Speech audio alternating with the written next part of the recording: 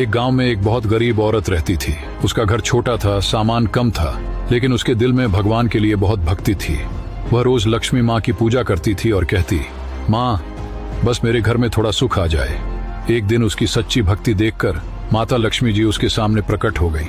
उन्होंने एक चमकती हुई अंगूठी उसकी हथेली पर रखी और बोली, बेटी ये अंगूठी तुम्हारी हर इच्छा पूरी करेगी, लेकिन ध्यान रखना अहंकार मत करना।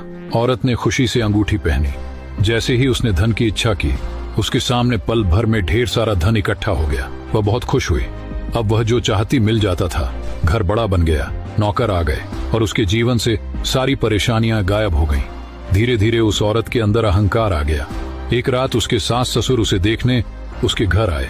वे थके हुए थे पर बहू को देखकर खुश थे, लेकिन बहू को यह पसंद नहीं आया।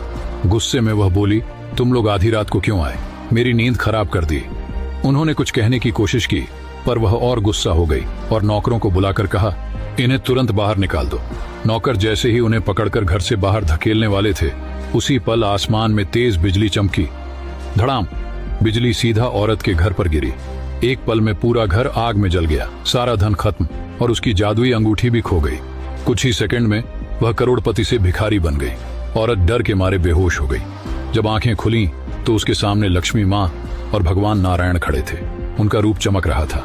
औरत कांपते हुए बोली, माँ मुझसे क्या गलती हो गई?